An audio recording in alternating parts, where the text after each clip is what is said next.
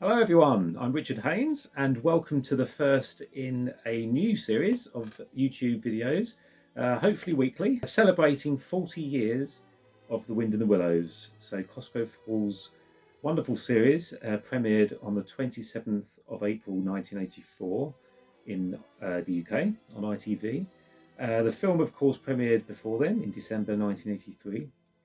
I thought I'd get back to my videos and sort of continue where I kind of left off. These videos are sort of going to be a mixture of sort of going back to the rest of that merchandise that I have, and also just to sort of talk generally about it, just to share my thoughts on the series, what it means to me.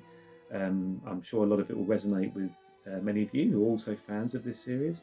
There isn't really a solid plan. I just want to sort of see how things go. I'm welcome to suggestions, any thoughts anybody's got. Please let me know of any ideas that you have with how I could approach these videos. This one this week is going to be fairly straightforward. I'm not going to do anything too fancy. I'm just going to sit here, talk to you. Got a few things I'm going to show. I'm going to do 6 in a row, celebrating sort of the 40th anniversary of the first 6 episodes as they were broadcast.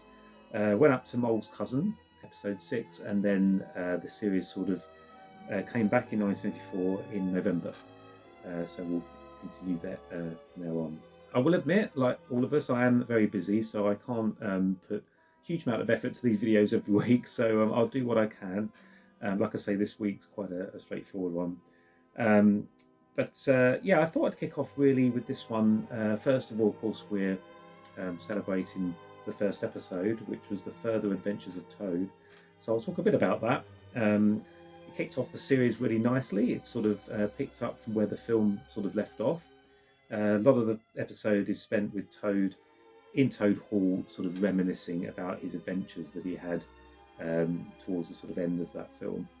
The title comes straight from the book. So I've actually got the book here. This is I've discussed this on a previous video I've done on the books of the series, but this of course is the Kenneth Grahame original story, unabridged, and it's the Cosgrove Hall edition. So it's full of, I say full, there aren't that many of them, but it's got quite a few really nice photos in it that were taken of course on set. But like I say, The Further Adventures of Toad is taken straight out of the book. It is an omitted chapter from the film. And I'll just skip to a page here, which is a lovely sort of photo showing Toad in his washerwoman outfit. And a lot of the episode is spent looking back on some of his adventures that we didn't see in the film. So Toad meets the bargewoman, he meets the gypsy, and he's wearing his washerwoman outfit, trying to get back to Toad Hall, having escaped prison. So that photo is an interesting one because it was taken during the making of the film, and I don't think the series had started yet. But it's almost, you can almost imagine that's from the episode, The Further Adventures of Toad. I think it's a great episode. It's not one of my absolute favourites, if I'm honest, but I think it's strong. It like I say, it kicks off the series really nicely. There's a lot of footage from the film in it, it sort of sets up the characters nicely as well, particularly Toad, who's very sort of shows the really nasty side of himself, really pompous and dishonest side, but then he shows a more endearing side towards the end, but he feels very sorry about what he's done. But great episode. I also wanted to sort of spend this video talking a bit about a few items of merchandise I've got here. I want to try and do that every week, where I sort of look at some items that might have some relation to the episode that we're sort of celebrating. So The Further Adventures of Toad isn't a huge amount related to it, to be honest. There was a VHS cassette in the UK brought out, and I've talked about this before. There is a video on my channel where I talk about the VHS videos of The Wind in the Willows, at least up to the early 90s. And this one was released twice, but from my understanding, what I've learned since is that it was taken off the market when they realised they made an error. And I believe that this one is the one they finally went with. You can see the main picture there is from The Storm, episode from Series 2. Whereas the main picture here is taken from Patient Toad, also from Series 2. But The Storm is the one that's on the video. Other episodes, Fire at Toad Hall, and of course The Further Adventures of Toad, the title of the video. So yeah, that first episode, I'm thankful that it got a video release. So that's nice. Like I say, I'll talk about those videos in more depth on my other video. I've also got with me the front cover of the TV Times from that period. You can see here, 20th to the 27th of April 1984. I seem to have lost the rest of the magazine. I don't know what happened to it, but at least I got the cover. That's the important bit. So yeah, it was interesting because not only did the series premiere on the 27th of April, but that week they also repeated the film, the original feature, which was originally shown in December the previous year. I recently acquired this version of the TV Times, which is quite nice. I really like this. So it's quite rare, it's hard to find. This is the equivalent, but it's for the Channel Islands. Love the image on the front. I love that it got so much exposure on being on both front covers of the same week. Yeah, we just find it here. There you go. You've got a little photo of Toad there, which we've seen a few times before. You can see it like that. And I'll read the write-up. So The Wind in the Willows new series, 4:25 p.m. on Friday, the 27th of April 1984. So by Rosemary Ann Sisson. The great battle of Toad Hall is over and Mr. Toad is celebrating victory with Rat, Mole and Badger. He has some new adventures to tell them about, but Toad's stories of his bravery are not entirely true. Narrator is Ian Carmichael. Nice right up there. I won't read it all now, but you can see there's lovely pictures there. They talk a little bit about the making of the series, so really nice. Maybe I'll read that in a future episode at some point. They do talk a bit about the arrival of a new character over on Mole. Of course, at this point, they're working on those episodes, and Mole's cousin was episode 6, like I said before. So yeah, one other item I thought I'd share today, a bit of a funny one. I talked, like I said, I did a YouTube video on the VHS cassettes of Wind in the Willows, and I talked about the fact that the original film had been released multiple times. But look at this that I found a while back now, thanks to eBay. It's a Super 8 copy of the film. Look at that. Cute, isn't it? Very, very rare. I've never seen one of these before or since. Yeah, it is there. It's definitely official. Yeah, I've got no way of playing it, but what an amazing, unusual item to have. I just had to grab that. Very, very unusual.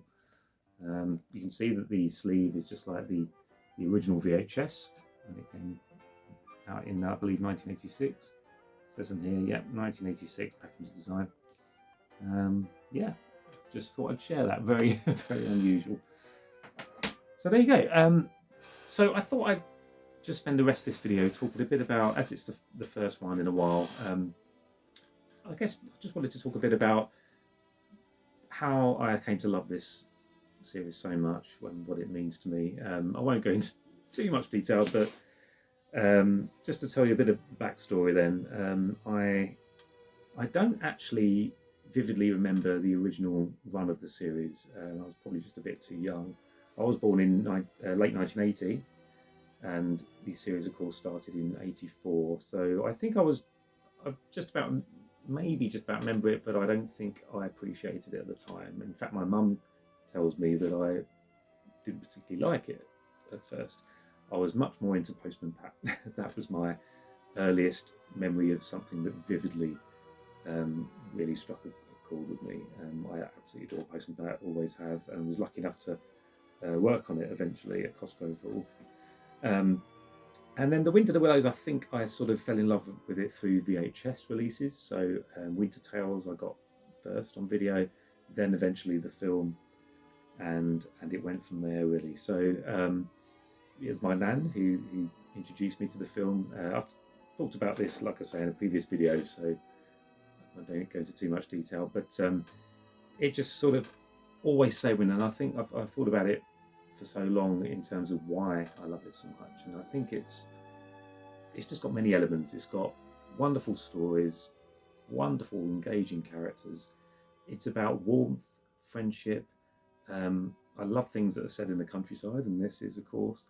and of course it's animated. I'm fascinated by animation anyway, and I always saw this as very sophisticated animation, just the techniques and the textures, the overflowing detail of it all, and the music. Everything in that production, in that series, was, I believe, absolutely right. They just nailed it, and there's just nothing else like it. I think, and it does represent a time gone by. Here we are celebrating 40 years, and it was a different world then. It was, and I think I do.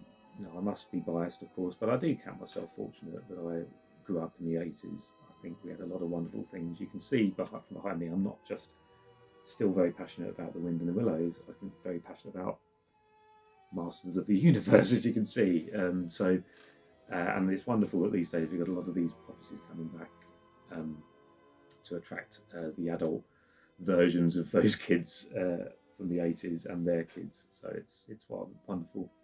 But I think The Wind and the Willows will always be my number one in terms of 80s programs that have had a huge influence.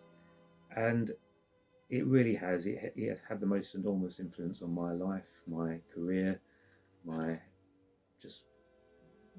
sort of philosophy in life. I guess as a child, I learned a lot from The Wind and the Willows, from Badger's wisdom and how not to behave, maybe with Toad.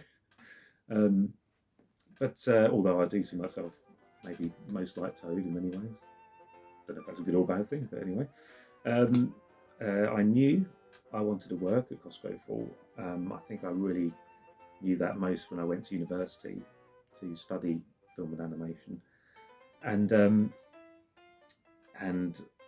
very fortunate that it happened. It happened straight away in 2003, the year I graduated, and went to Cosgrove Hall to work on Little Robots as a stop motion animator, and remained there for 5 years, and went to Ardman after that, and that was that. But yeah, Cosgrove Hall, wow, it was a great place to be. Yes, it wasn't quite the same company it was in the 80s, but to be in that studio with that company and a lot of the same people that had worked on this program, in that same building where it was made, it was a dream come true. It really was, and I've just got so many happy memories of that time. My collecting started a little before that, if I'm honest. I mean, I guess you could say as a child I was collecting VHS tapes.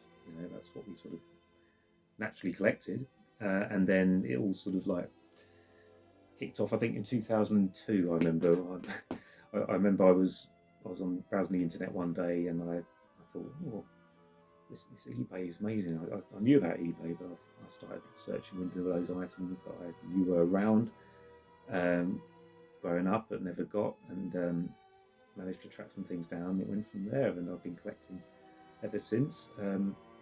And again, through the course of these videos, I want to share with you some of the not only the common items, but some real rarities. I mean, I've got some items that will blow you away. I think just some very rare things that that are just very hard to find, and quite a few one-off items as well, which I'm looking forward to sharing with you. I have hinted at them in my teaser video and some previous videos, but we'll get to those, and I'll talk about them in quite some detail.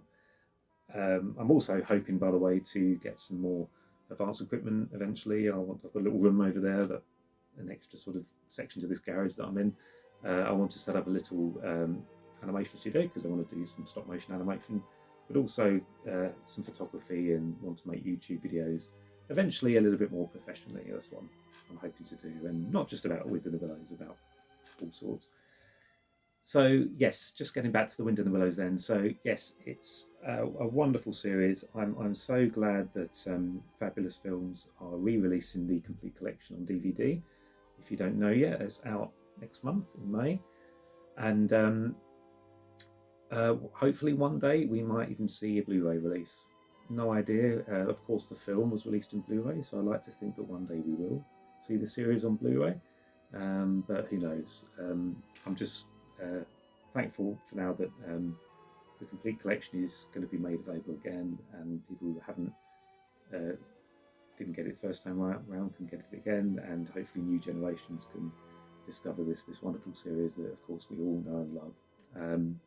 Thanks so much for subscribing, and if you haven't, please do so.